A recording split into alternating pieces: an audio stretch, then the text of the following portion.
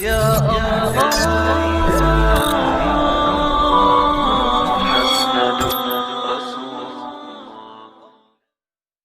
قرآن کہتا ہے کن کے بارے میں؟ حضور کے غلاموں کے بارے میں، حضور کے صحابہ کے بارے میں۔ والذین معہ، اور جو ان کے ساتھی ہیں، ان کے ساتھ ہیں، اشداء علی الکفار، وہ کافروں پہ سخت ہیں، رحماء بینہم، اور آپس میں نرم۔ قرآن تو یہ کہتا ہے کہ ان کی سختی کفار کے لیے تھی، اور کفار کے کلیجے چیر کے رکھ دیے اور آگے بڑھ گئے، اور تاخت و تاراج کر کے رکھ دیا دنیا کی سپر طاقتوں کو، اسلام کے جھنڈے دنیا کے کونے کونے پہ گاڑ دیے۔ یہ ان کے سینے میں وہ امڑتے ہوئے طوفان تھے جس کے آگے کوئی ٹھہر نہیں سکتا تھا۔ بدر کی کہانیاں دیکھیں، صرف 2 گھوڑے، 6 زرہیں، 8 تلواریں، اور جن کے پاس تلوار نہیں تھی کھجور کے ڈنڈے توڑ لیے۔ یہ اللہ کے مجاہد تھے، چلے تھے جنگ کرنے کو۔ کیا جذبوں کی فراوانی تھی، کیا دل آویز کہانیاں ہیں ان کی عزتوں کی، کیسے کھڑے ہوئے اور کس شان سے کھڑے ہوئے۔ تو قرآن تو یہ بتاتا ہے، سید کی کتب تو یہ بتاتی ہیں، رسول اللہ کے فرمان تو یہ بتاتے ہیں کہ کفار کو انہوں نے چیر کے رکھ دیا اور آگے بڑھے، اور کفار کے لیے سخت تھے لیکن آپس میں نرم تھے۔ اب عبداللہ ابن سبا کے متبعین کی گھڑی ہوئی لولی لنگڑی روایات یہ بتاتی ہیں کہ یہ آپس میں لڑ رہے تھے۔ تو مجھے بتائیں، ہمارے نظریے کے لیے جو دلیل چاہیے وہ قرآن اور حدیث سے لیں گے یا عبداللہ ابن سبا کے متبعین کی گھڑی ہوئی روایات سے لیں گے؟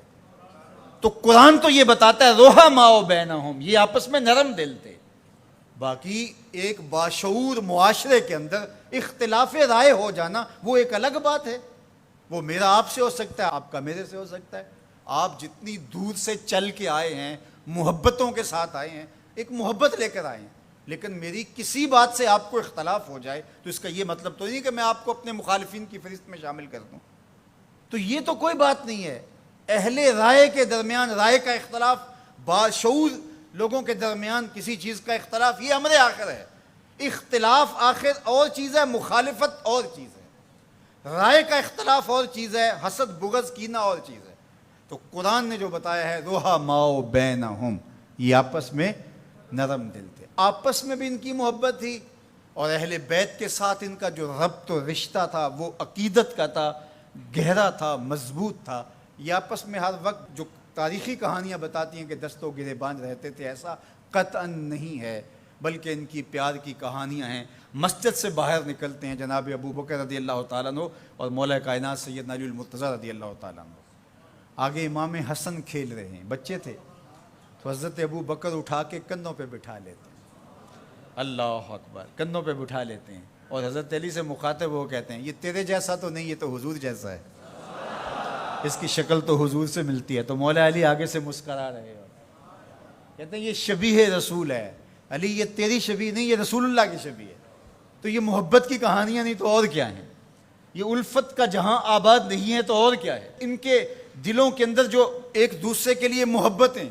ریاض النظرہ فی مناقب اشرا مبشرہ میں یہ واقعہ لکھا ہے، حضرت سیدنا علی المرتضیٰ رضی اللہ تعالیٰ عنہ فرماتے ہیں حضرت عمر کا دور خلافت تھا، میں رات کو سویا تو خواب دیکھتا ہوں۔ خواب میں کیا دیکھا کہ مصلی پہ کھڑے ہیں مسجد نبوی میں حضور اور نماز پڑھا رہے ہیں۔ تو کہتے ہیں حضور نے 2 مخصوص صورتیں پڑھی، پھر حضور نے سلام پھیرا، تو سلام جب حضور پھیرتے تھے تو بہت جلد رخ پلٹ کے صحابہ کی طرف کر لیتے تھے۔ حضور جانتے تھے صحابہ میری زیارت کے لیے ترس گئے ہوں گے، چونکہ اتنے لمحے بھی کب گزرتے تھے۔ تو حضرت علی فرماتے میں نے خواب میں دیکھا کہ کوئی خاتون باکورہ لے کے کھجوروں کی شکل میں حضور کی خدمت میں حاضر ہو گئے۔ اب جو جتنے بھی نمازی تھے حضور نے ان کو بانٹنا شروع کر دیا، ایک ایک کھجور حضور نے سب کو عطا کی۔ تو کہتے ہیں کہ حضور نے مجھے بھی ایک کھجور عطا کی، جب میں نے اس کو کھایا تو اتنی لذیذ تھی کہ زندگی میں اتنا مزہ کبھی کھجور کا آیا نہیں تھا۔ حضور نے مجھے ایک دی، باقیوں کو بھی ایک ایک عطا کی۔ میرے دل میں تھا کہ حضور سے عرض کروں حضور مجھے ایک اور عطا کر دے، لیکن ادب حیا مانے رہا، میں آرزو رکھنے کے باوجود دوسری کھجور مانگ نہیں سکا۔ اسی اثناء میں میری آنکھ کھل گئی، آنکھ کھلی تو کھجور کا ذائقہ میرے منہ میں موجود تھا۔ مسجد نبوی میں ادھر اذان ہو رہی ہے، میں نے جلدی سے وضو کیا اور سنتیں پڑھی اور مسجد نبوی میں پہنچا تو حضرت عمر نماز پڑھا رہے تھے۔ اور جو صورتیں رات خواب میں حضور سے میں نے سنی تھی، حضرت عمر بھی وہی تلاوت کر رہے تھے۔ مجھے لگا کہ رات والے خواب کی کوئی تعبیر تو نہیں ہے۔ خیر، جب سلام پھرا تو حضور کے طریقے کے مطابق وہ بھی رخ پھیر کے صحابہ کی طرف بیٹھ گئے۔ میں نے دیکھا ایک طرف سے ایک خاتون کھجوریں لے کر کے بھی آ گئی۔